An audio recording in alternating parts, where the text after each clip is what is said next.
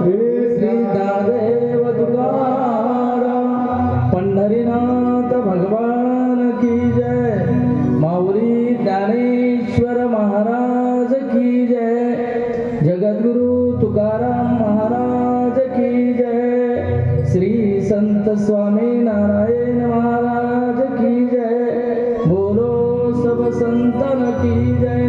अवधूत चिंतन श्री गुरुदेव दत्तात्रेय महाराज की जय। पवन सूत हनुमान की जय। छत्रपति शिवाजी महाराज की जय। ओम नमो जी आद्या वेद प्रतिपाद्या जय जय विश्व संवेद्या आत्मरूपा देवा तूच गणेशु सकल अर्थमती प्रकाशु मने निवृत्ती दासु अवधारी जोजी वसुदैव सुतं देवं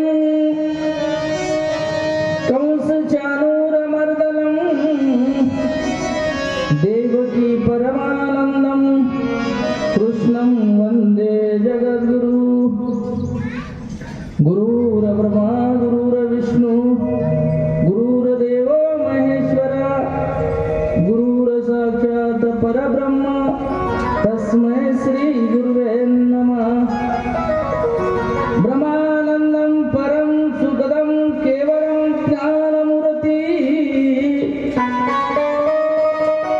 द्वन्द्वातीतं गगनसदृश तत्त्वमस्यादि लक्षणम् एकं नित्यं विमलमचलं सर्वादि साक्षिभूतं भावातीतं त्रिगुणरहितं श्री सद्गुरु तन्नमामि। पुंडलीकवर्ज हरि विठ्ठल श्री ज्ञानदेव तुकाराम पंढरीनाथ भगवान की जय। नमो सद्गुरु तुकया ज्ञानदीपा नमो सद्गुरु सच्चिदानंद रूपा नमो सद्गुरु भक्त कल्याण मूर्ती नमो सद्गुरु भास्करा पूर्ण कीर्ती। मनुष्याकृती राघवी ख्याती केली शिवासी तरे सागरे तारेली। तुका स्वामी हा पूर्ण ब्रह्म प्रकाशी जळी रक्षिले निर्जीवा कागदासी। महाराज हा जन्मला मृत्यूलोकी दुधी उपमाना ढळे इहलोकी। भवसिंधूशी बांधिला से तुझे अनाथा दिना कारणे तुकयान। तुका भासला मानवी वेशधारी हरिहलीला विग्रही निर्विकारी। स्वयं श्री हरी व्यापतो सर्व जीवा तुका तोची हा परब्रह्म ठेवा। जया पूजिले आदरे पांडुरंगे विमानस्थ केले प्रयाण प्रसंगे। तनु मानवी दिव्य रूपीच केली न त्यागी तिथे दिव्य लोकासी। जगद्गुरु श्री संत तुकाराम महाराज की जय।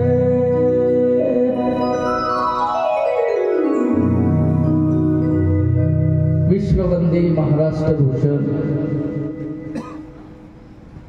जगत वंदनीय संत श्रेष्ठ संत शिरोमणी साधू जगद्गुरु तुकोबाराय माऊली महावैष्णव श्रीमंत श्री ज्ञानेश्वर भगवान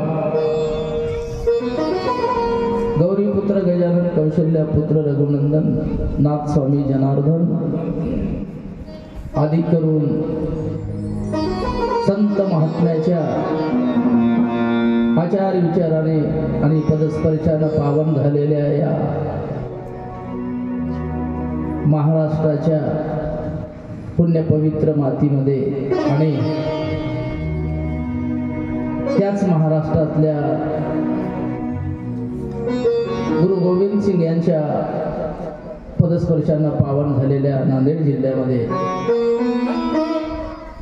भगवान जगद्गुरु दत्तात्रय प्रभू यांचा रहिवास असलेल्या सह्याद्रीच्या माहूरच्या ठिकाणाने हा नांदेड जिल्हा पवित्र असल्यामुळे आपल्या ह्या नांदेड जिल्ह्यामध्ये 16 तालुक्यापैकी मुदखेड तालुक्यात आणि पुण्यपवित्र पावनभूमी आपले मेंढका मुक्कामी प्रतिवर्षाप्रमाणे याही वर्षी वैकुंठवासी गुरुवर्य हरिभक्तीपरायण श्री संत स्वामी नारायण महाराज यांची पुण्यतिथी आपण गेली 37 वर्ष संपले आणि आज चालू केलेलं 38वा वर्ष आपल्या ग्रामस्थांच्या वतीनं आणि विशेषतः हे वैभव आपल्याला ज्या महात्म्याने दाखवून दिलं आणि हे गेली 38 वर्षापासून ज्या महात्म्याने मार्गदर्शन आम्हाला केलं आणि हे कार्य सातत्यानं जागृत ठेवून सदा सर्वदा त्याची आठवण देऊन आम्हाला वेळोवेळी मार्गदर्शन करणारे माझ्यासाठी गुरुवर्य पितृतुल्य आणि आमच्या गावासाठी सुद्धा मार्गदर्शक तत्व आदरणीय हरिभक्तीपरायण पंढरीनाथ महाराज पंढरपूरकर यांच्या मार्गदर्शनानं आणि गावातील सर्व मग हनुमान भजनी मंडळ असतील, गावातले सर्व वारकरी असतील, गावातली सर्व गावकरी असतील, सद्भक्त मंडळी असतील, सर्वांच्या लहान थोर सर्वांच्या प्रेरणेने कृपा आशीर्वादाने सहकार्याने आपण गेली 38 वर्ष हा कार्यक्रम पुण्यतिथी संपन्न करीत असतो आणि त्याच निमित्तानं याही वर्षी सुंदर अशी सुरुवात आपल्याकडून झालेली आहे आणि त्यामध्ये गेली 3ही वर्ष वेडा बाकुडा गायीन शेवटी तुमचाच मनवीन या न्यायानं मी कथा करण्याची संधी मला पंढरीनाथ बाबांना सुरुवातीला आदेश दिला 3 वर्ष पुढं तुझ्या मनावर आहे म्हणले कसं करायचं ते ठरव तू, पण 3 वर्ष तुला कथा करावी लागते. सुरुवातीचा शब्द हे म्हणलं बाबा तुमचा आशीर्वाद पाठीशी असेल तर प्रयत्न करीन आणि म्हणून त्यांच्या आदेशानं आणि तुमच्या आशीर्वादानं मी इथं बसण्याचं धाडस माझ्या अंगी पात्रता नसताना सुद्धा केलं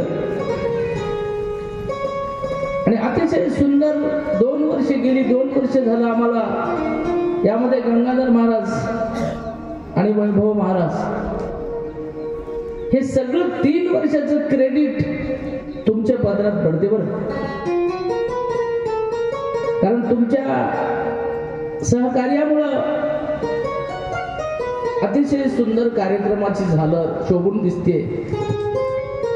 आणि म्हणून तुम्हीही आणि यावर्षी अजून गेल्या वर्षी संतोष महाराज तेलगावकर आमचे विश्व महाराज कदम यावर्षी या ठिकाणी बरीच गायक मंडळी येऊ गेली. सर्वांनी आम्हाला तोला मोलाचं सहकार्य केलं. अतिशय सुंदर असं आपण सहकार्य करता त्याबद्दल मी पुनश्च एकदा ग्रामस्थांच्या वतीने मी आपला आभार व्यक्त करतो आणि गेली 38 वर्षापासून आपण हा पुण्यतिथीचा कार्यक्रम संपन्न करीत असतो. याही वर्षी असाच आपण कार्यक्रमाची सुरुवात केलेली आहे. कार्यक्रम सुरुवात करीत असताना मीटिंगच्या दिवशी थोडी चर्चा झाली भागवत कथेचा विषय काही जणांनी बोलून दाखवला. त्याला काय अडचण नाही, पण आपल्याला जेणेकरून यथाशक्ती या ठिकाणी जे जमते आपल्याला गोळाबेरीज, कारण हे एवढं उभं करायचं म्हणल्यावर 4 पुरुषार्थातला एक अर्थ नावाचा पुरुषार्थ आहे. मोक्षाकडे जाण्यासाठी आपल्याला त्या 4 पुरुषार्थातला एक पुरुषार्थ म्हणजे अर्थाची गरज पडते. आणि म्हणून मला मोलाचा वाटा, खारीचा वाटा जितका उचलता येते तितका उचलण्याचा प्रयत्न केला. आणि म्हणून काही लोकांची इच्छा होती भागवत, पण आता तुकाराम चरित्र काही अपवादात्मक कथा शिल्लक राहिल्या होत्या. पुन्हा सर्वांची 7ही दिवस 7 संतांची चरित्र घ्या असंही काही लोकांच्या सूचना आल्या. आणि मग त्यांना सर्वांना सांगितलं की बाबा जमल त्या पद्धतीनं आपण कथा करण्याचा, एकंदरीत भागवत असू द्या, गीता असू द्या, संत चरित्र असू द्या, भगवंताचं गुणगान असू द्या, काही असू द्या, साखर सर्वांगी अवघी गोड. कुण्याही अंगाने जरी खाली साखर तरी ती गोडच लागणार आहे. त्याच्यामुळे भगवंताचं चिंतन कोण्याही रूपाने केलं तरी काही अडचण नाही. आपण आपल्या पद्धतीनं, पण विषयाला क्रम देण्यासाठी एक कंटिन्यू कथा राहिली असली तर क्रम लागते. जमल त्या पद्धतीनं आपण तुकोबाराच्या चरित्रामधून संत चरित्राचा आणि भागवतातील काही कथेचा सेवा करण्याचा प्रयत्न आपला मानस राहील. आणि म्हणून आपल्याला संत तुकोबारायाचं चरित्र या ठिकाणी 2 वर्ष आपण चालवलेलं आहे. याही वर्षी आता ऐकणाऱ्याला झालंय कसं, ऐकणाऱ्याला थोडस मन करारे प्रसन्न सर्व सिद्धीचे कारण, मोक्षात्वा बंधन इच्छा मार्ग ते. मन प्रसन्न करण्यासाठी कुणाच्या मनाला काय आवडते हे ज्याच्या त्याच्या मनाचा विषय आहे. आणि श्रोत्यामध्ये मूर्ती तितक्या प्रकृती असतात. आणि मग लावू कोणी मृदंग श्रुती टाळ घोष शेऊ भ्रमर सावडीने. मृदंग लावून स्वराच्या नादात भगवंताचं चिंतन केलं की मन प्रसन्न होतं. आणि म्हणून नेमकं काय ऐकायचं, काही ऐकलं तरी आपल्याला त्याच मार्गावर नेणारं काव्य आहे भगवंताचं. आणि म्हणून आपण हे चरित्र त्यांच्या बोलण्याचा आदर करू. आपण टप्प्याटप्प्यानं या ठिकाणी भागवतच करू म्हटलं होतं मी, पण आता काही तुकोबारायाचं चरित्र शिल्लक राहिलंय. आणि तुकोबारायाचं चरित्र का ऐकायचं, कशासाठी ऐकायचं. परत एका जेवणाऱ्या पुढं दूध, दही, ताक, लोणी आणि तूप असे 5 पदार्थ जर ठेवले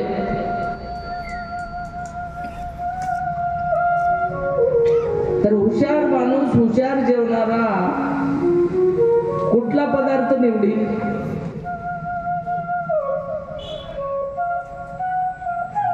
दुधाचं दही केल्याशिवाय दुधात ताकद आहे नाही असं नाही, पण दूध ज्या वेळेला आपली प्रक्रिया सोडते आणि स्थलांतर करते त्यावेळेला दही होते.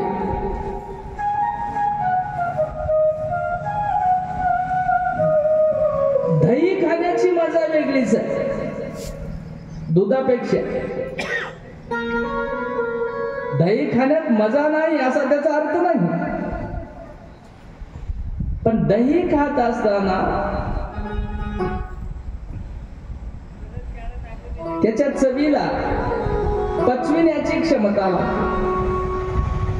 आणि दह्याचे घुसळण केल्याच्या नंतर ताक निघते.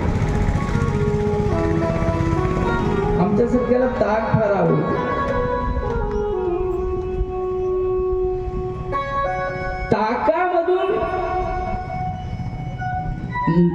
लोणी निघते. त्याचं घुसळण केल्याच्या नंतर दह्याचं घुसळण केल्यावर ताक हे फेकून देण्याची वस्तू आहे, पण आम्ही फेकून देत नाही. या सगळ्यापेक्षा आवडीनं ते खातो पितो. आणि दह्याचं घुसळण करून ज्या वेळेला एक उंडा काढतो आम्ही, त्याचं नाव लोणी आहे. आणि लोण्याला ज्या वेळेला आम्ही तापवितो त्यावेळेला काहीच करायचं शिल्लक राहत, बुडी लगी खायचं राहते. खायला चवदार, पचायला सोपं, सगळ्यात मूल्यवान वस्तू मंथोनी नवनीता.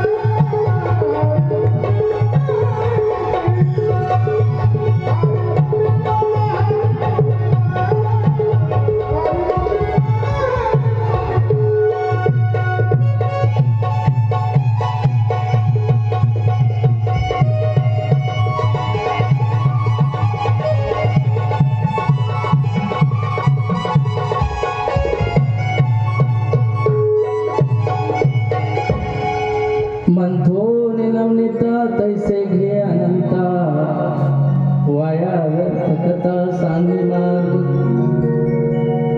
मला तुम्हाला काय सांगायचं आहे,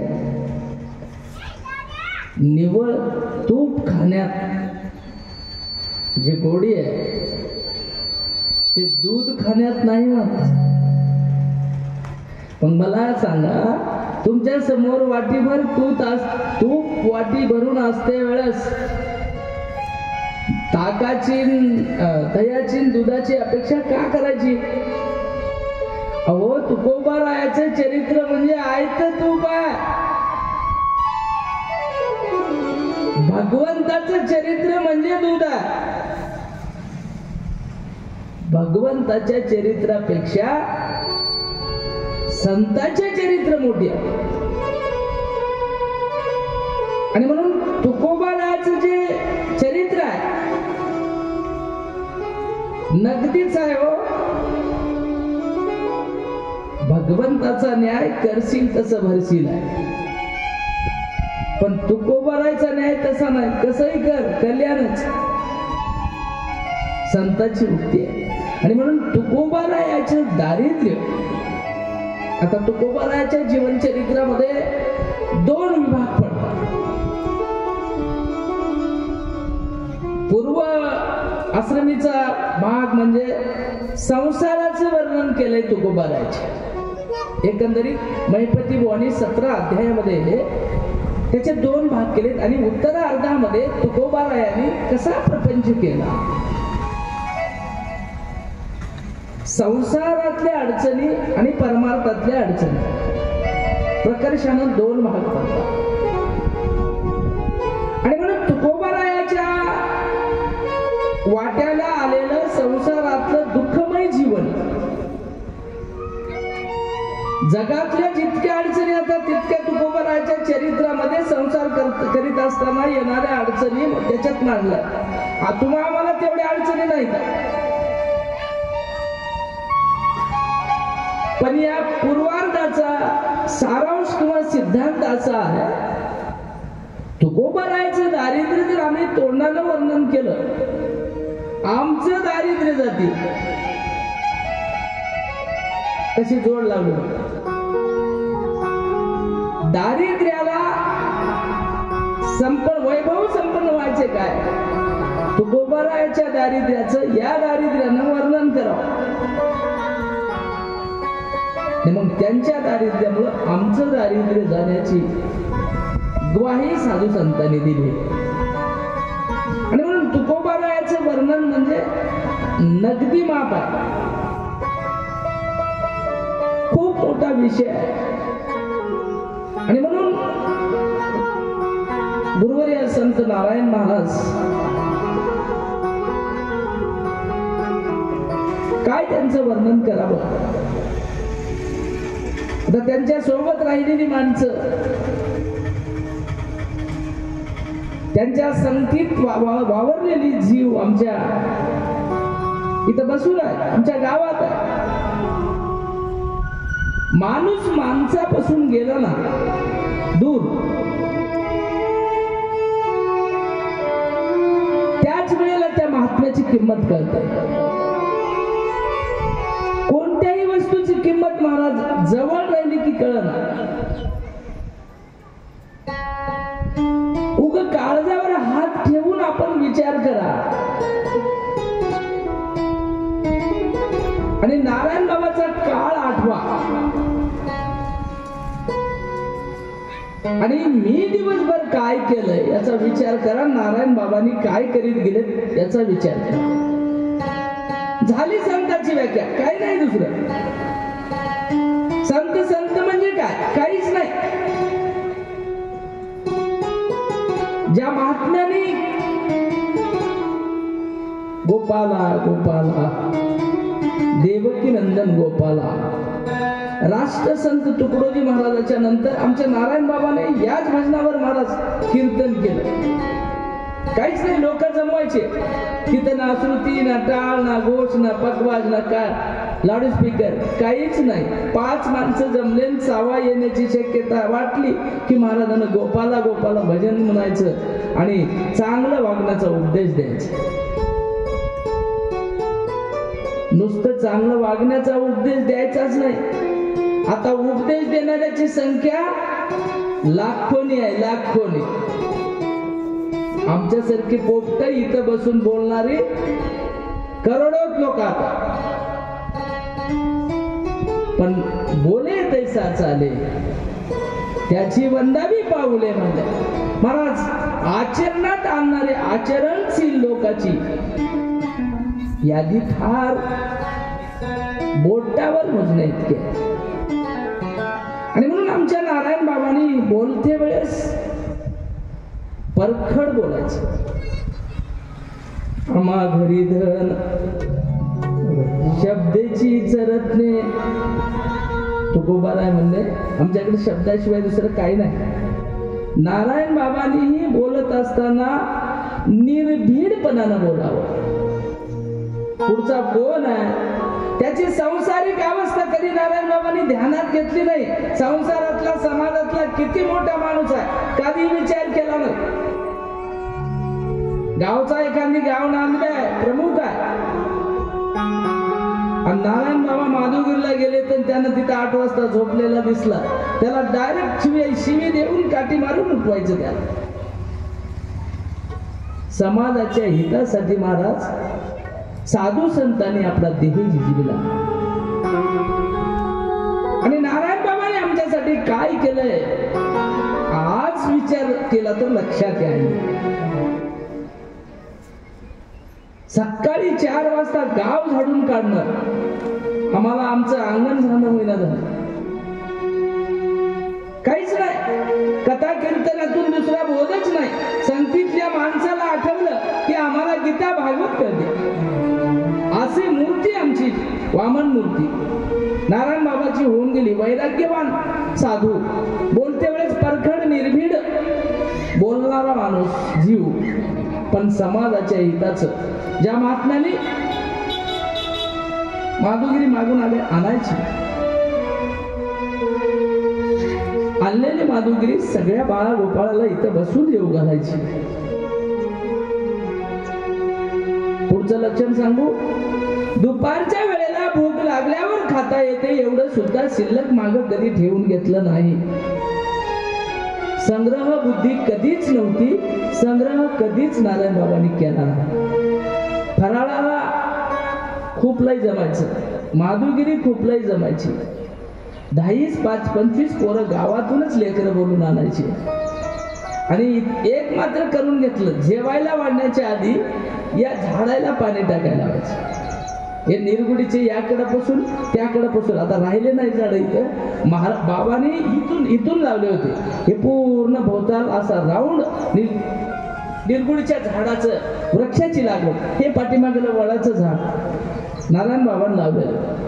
त्याला जेव वाढण्याच्या आधी पोरायला बोलवायचं आणि त्याला पाणी टाकायला लावायचं आणि मग जेव वाढायचं. मला सांगायचं काय, सगळं मागून आणलेलं सगळं उडून टाकायचं एकाच पंक्तीत. स्वतःच्या पोटाला लागल इतका सुद्धा डब्बा त्यांनी कधी दुपारच्या वेळेला ठेवून घेतला नाही. असं वैराग्य जीवन जगणारा साधू म्हणजे जगत स्वामी संत श्री नारायण महाराज. आणि त्यांची जन्मभूमी सीताबोरगाव.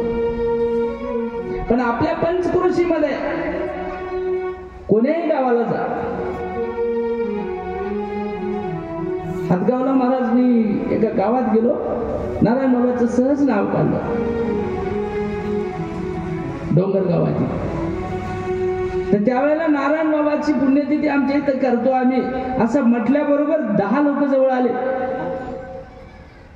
आणि आदरानं जसं एखादी घरचा बुजुर्ग माणूस, घरचा तात्या आपला जसं घर सोडून निघून जाते आणि त्याची आठवण येऊन घरचे माणसं ज्या भावात बोलतात त्या भावामध्ये ते माणसं बोलू लागले. आणि मी म्हणलं, बाबा कस काय तुम्ही नारायण महाराज, काय सांगा म्हणलं त्या महात्म्याचे. हे सगळं तिथला केलेला उपकार, तिथली केलेली त्यांनी सेवा त्या लोकांनी मला सांगितली. माझा समज होता मेंढक्यापुरतच मला माहित होतं, पण अजूनही आमच्या लोकांना नारायण बाबा किती फिरले माहित नाही. खूप मोठा त्यांचा विषय आहे. आणि नारायण बाबाने कधी प्रदर्शन केलं नाही, कधी भक्तीचा गवगवा केला नाही आणि कर्तेपणाचा कधी आव आणला नाही, कर्तेपणा आपल्याकडे कधी घेतला नाही. असा थोर महात्मा आमच्या गावाला लाभला. आणि म्हणून कोटी कोटी मी त्यांना प्रणाम करतो. त्यांच्या सेवेसारखी आम्हालाही सेवा घडावी ईश्वरचरणी प्रार्थना करतो. आणि संताचे चरित्र महाराज, संताचे चरित्र वर्णन करणं, त्याच निमित्तानं ह्या तुकोबाराच्या चरित्राची सुरुवातीला आपण निवड केली होती. आणि म्हणून देवाच्या गुणगान करण्यापेक्षा कधीही संताची वर्णन करणं आम्हाला जास्तीचे फलदायी ठरते. आणि म्हणून हे कधी घडते, आता मला सांगा, त्या महात्म्याने त्या गावात जन्म घेऊन या गावात सेवा करावी, उपकार करावा आणि या गावातल्या एकाही माणसाची ही अवस्था नाही. नारायण बाबाची पुण्यतिथी आम्ही का करतो? आमच्या गावातला माणूस होय म्हणून, का फार श्रीमंत होता म्हणून, का फार ज्ञानी होता म्हणून, का फार शिवाजीत गेला म्हणून? आमच्या गावात माणसं नव्हती काय? आमच्या गावात माणसं नाहीत काय? आपल्या गावात काय पैसेवाले नाहीत काय? मग एवढा मोठा सोहळा आम्ही नारायण बाबाचाच का करतो? याचं उत्तर ज्याचं त्यानं शोधलं तरी संत कळतात महाराज. संताची चरित्र होता, पैसेवाल्याची चरित्र होत नाही, ताकदवानाची चरित्र घडत नाही, स्वरूपवानाचे चरित्र कधी घडले नाहीत. ज्या जीवाने ज्या महात्म्याने संतांची सेवा केली, समाजाची सेवा केली, अशाचे चरित्र समाज अनायासे बिना कलमाचे लिहून काढतो. सेवा करणाऱ्याचे चरित्र लिहिण्यासाठी कागद आणि पेन कधीही लागत नाही. कागद आणि पेन हे फक्त शब्द लिखाण केलं जाते त्याच्यावर. पण हे जे लिखाण मिळालंय विदाउट कागद आणि पेनच, हे लिखाण म्हणजेच संत चरित्र आहे. आणि संत चरित्र ज्या दिवशी घडते त्या दिवशीच भगवंताला आपला लाड येते. आणि म्हणून संतांची सेवा आम्हाला नारायण बाबाच्या पुण्यतिथीच्या निमित्तानं वर्षभरामध्ये आपल्याला काही वाचिक मानसिक पाप घडतात. का करायची पुण्यतिथी? आम्ही वर्षभर जीवन जगत असताना, संसार करीत असताना, समाजात जगत असताना आमच्या काही कायेचे पाप होतात, काही वाचेचे होतात आणि काही मनाचेही होतात. मग कायेचे वाचेचे मनाचे पाप धुवून काढण्यासाठी हे रिचार्जिंग होईल. दुसरं काय? बॅलन्स मोबाईलचं संपलं की नाही, ते काम करणं डबड 30,000चं राहू द्या की 1000 रुपयाचं राहू द्या, बॅलन्स महत्वाचा आहे. आणि म्हणून आमचं शरीर स्वरूपवान राहू द्या की निव्वळमय असलं की काळ राहू द्या, नक्ट राहू द्या, कसंही राहू द्या, त्याचा बॅलन्स महत्वाचा. इथं येऊन काय आम्ही करालो हे महत्वाचं. आणि म्हणून आमचं त्या दिवशी बॅलन्स संपते, त्या दिवशी पुन्हा आम्हाला रिचार्ज करावं लागतं. पुण्याचा साठा फार कमी झाला, पाप 3ही नमुन्याचं आमचं पाप वाढलं की आम्हाला पुढचं रिचार्ज मारावं लागतं. रिचार्ज मारणं म्हणजेच प्रत्येक तिथीला येणारा सप्ताह मन लावून करणं, दुसरं काही नाही दुसरं. आता या सप्त्याचा परिणाम महाराजांनी मन करारे प्रसन्न सांगून दिले. जीवनामध्ये सर्व सिद्धी मिळवायचं असेल तर मन प्रसन्न करावं लागतं. आणि मन प्रसन्न करायचं असेल तर आम्हाला हेच करावं लागतं ज्याच्यामुळं मन प्रसन्न होते. आता एखाद्याचं मन प्रसन्न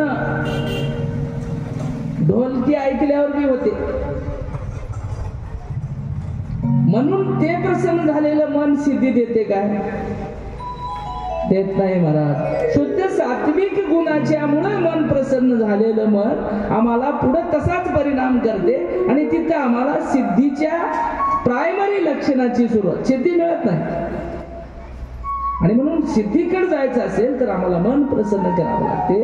आणि सिद्धी म्हणजेच काय? आम्हाला काही क्वचित मानसिक पाप कळत न कळत झालेले माफ करणं. आणि आमचे कळत न कळत नाहीत महाराज पाप. दुधात पाणी माणूस न कळून घालते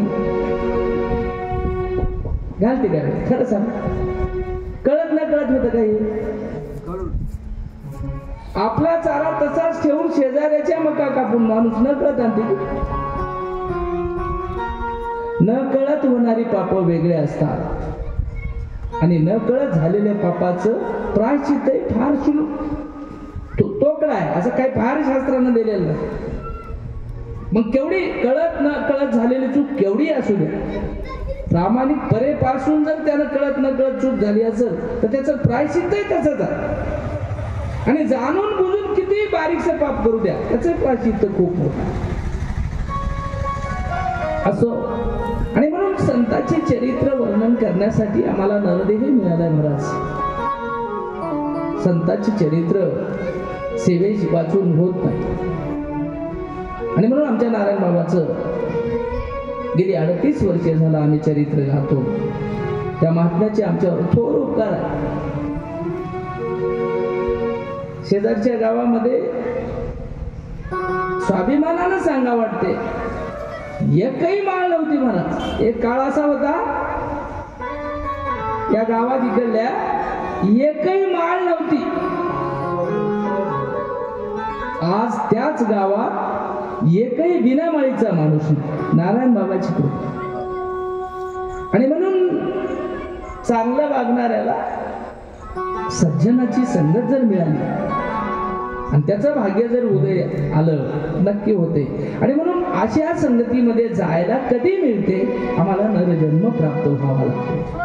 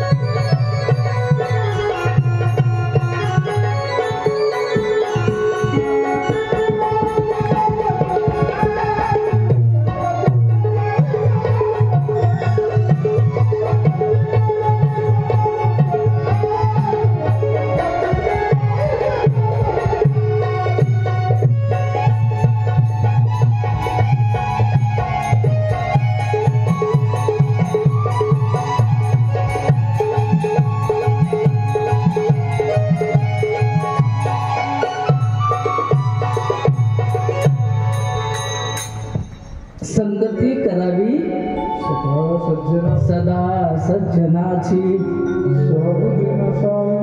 सावली दुर्जनाची. जरी सावली संगत सज्जनाची संगत सांगितली आणि दुर्जनाची सावली सांगितली. दुर्जनाची सावली किती वाईट आहे महाराज. इंगळीच्या किंवा इंच्याच्या नांगीमध्ये विष राहते. बाकी त्याला जे हात राहतात की नाही चलायचे इंगळीला, त्या हातामध्ये 1% विष राहिला. त्या इंगळीचे विष कुठे राहते, त्या पाठीमागे एक असा गोल उंडा राहते, त्याला एक काटा राहते. त्या नांगीत विष राहते त्याची इंगळीचं. इंगळीला एकाच ठिकाणी विष राहते, पण दुर्जनाच्या सर्वांगात विष राहते. मी तुम्हाला इंगळी का सांगालो, दुर्जनाच्या सर्व अंगामध्ये विष. तुकोबाराचं प्रमाण आहे, पुढे येईल ते आपल्याला इतिहास. मम्माजी बुवा चालो मालो आणि तुकोबाराचं वर्णन लय मजेदार ओव्या आहेत बघा, सुंदर ओव्या आहेत. आणि म्हणून दुर्जनाच्या सर्वांगात विष राहते, त्याच्यापेक्षा विषारी प्राणी बरे. आणि म्हणून त्याची सावलीही आपल्या अंगावर पडू नये. सत्संगाविन तुकडोजी बाबा म्हणले ज्ञान मिळेना सद्गुरु बोधाचे. संतांच्या संगतीमध्ये राहायचं असेल आम्हाला सुरुवात करावी लागते सज्जनाच्या वृत्तीनं. संतांच्या संगतीत जाण्यासाठी सुरुवातीला सत लोकांच्या संग राहावं. सत लोक म्हणजे प्रपंच करीत असताना कधीच खोटं न बोलणारे, दुर्व्यवहार न करणारे, असत्य न बोलणारे, आपण आपलं काम करून समाजाला नीट उपदेश करणारे, याचं नाव सज्जन. आणि पुढे अशा सज्जनाच्या संगतीत आलो तर ते आपल्याला चांगलं करू द्या नाही तर न करू द्या महाराज, आपलं वाईट तरी करीत नाहीत, त्याला म्हणायचं सज्जन. तुमच्या दिवसभर संघ राहिल्यावर तुम्हाला चहा पाजणार नाही, पण तू चहा पाहिजे असं कधीच दुराग्रह करणार नाही.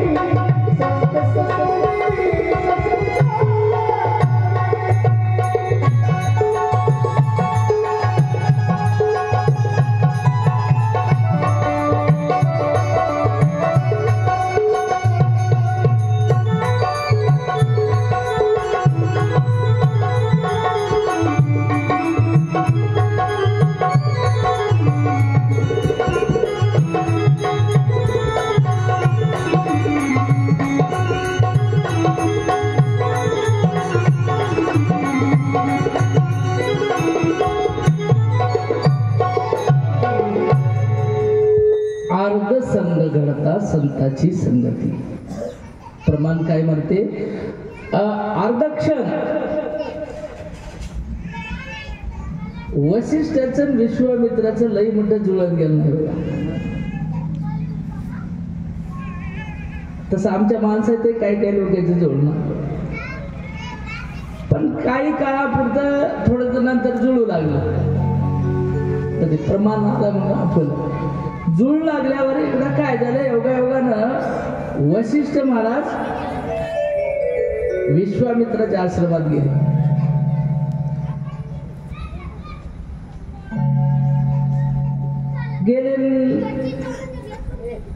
प्रणाम केला. अतिथी देवो भव या न्यायाने वसिष्ठ महाराजाची सेवाही केली आणि षोडशोपचारे पूजा केली, क्षेमालिंगन दिलं, सगळं झालं. चर्चा झाली रात्रभर परमार्थावर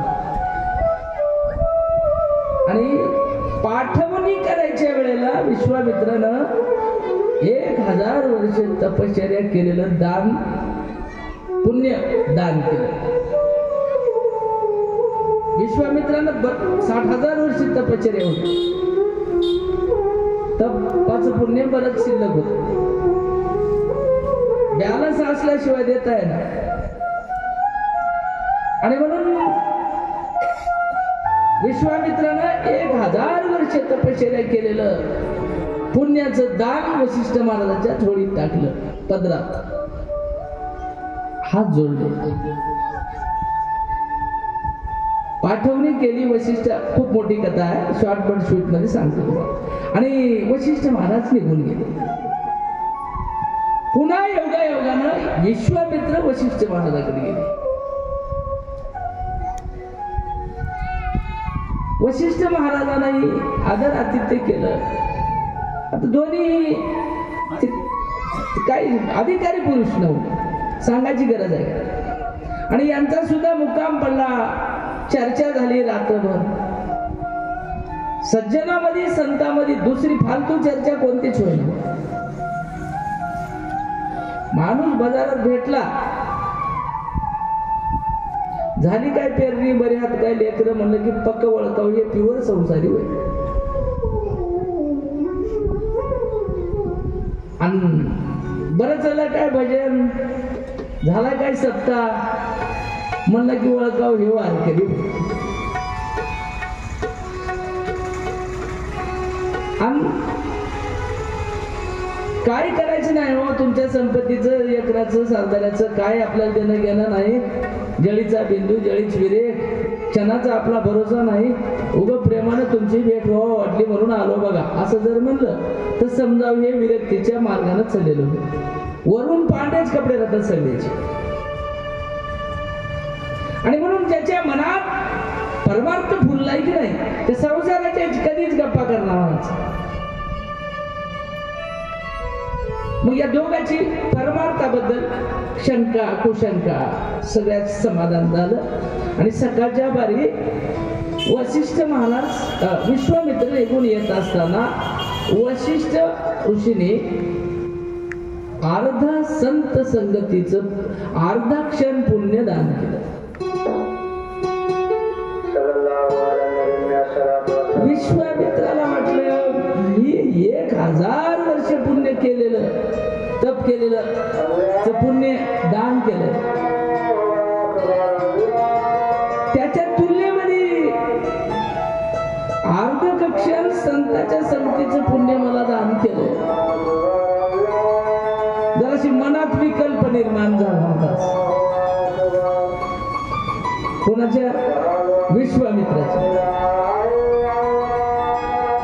विश्वामित्र म्हणला, आयराला एक परात घेऊन आलोय, मला हायर काही मोठा दिला नाही, त्याला हायर काय 5000 तोळा, एक तोळाभर सोनं यावं वाटते का माझा. विकल्प निर्माण झाला आणि मनात उगाच शंका आली. काय म्हणलं, मी 1000 वर्षाचं पुण्यदान केलं तपश्चर्याचं, आणि वशिष्ठानं अर्धक्षण संत संगतीचं दान केलं. विकल्प झाल्याबरोबर वशिष्ठाला ओळखू आलं.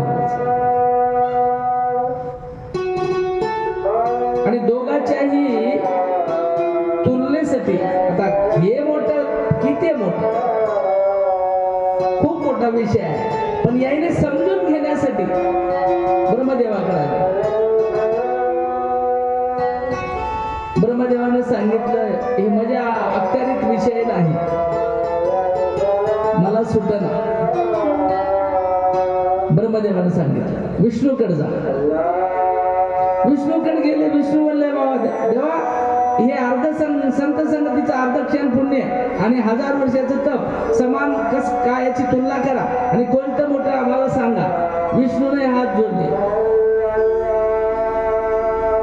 मला काही याच्याबद्दल स्पष्ट भूमिका घेता येणार म्हणले, का मी डिग्री तेवढी झाली नाही, मी लई शिकलेला नाही. विष्णू मग महादेवाकडे गेले. महादेवाला सांगितलं कस काय आल्या कैलासा. त्यावेळेला महादेवजीनं महादेवाला घरानं ठेवलं येणे पुढे, मला जे कोणतं मोठं आहे, काय मोठा, मला फक्त भस्म करायचं तितकंच माहित आहे म्हणे, बाकीचं माया काय इतिहासात येईना म्हणे, डिक्शनरी तुमचं तुम्ही बघा. आणि त्याने मार्गदर्शन केलं, शेष महाराजाकडे जा. शेष महाराजाकडे गेले हे दोघे. आणि शेष महाराजाला सांगितलं, महाराज असं असं आमचं वाद आहे. आर्धक्षण संगतीचं संतांच्या पुण्य मोठा आहे की 1000 वर्ष तप केलेलं पुण्य मोठा आहे, ते मला सांगा. म्हणल्याच्या नंतर शेष महाराज म्हणले, मया डोक्यावर पृथ्वीचं लय वजन व्हायला, याला कोणीतरी उचला, नंतर सांगतो.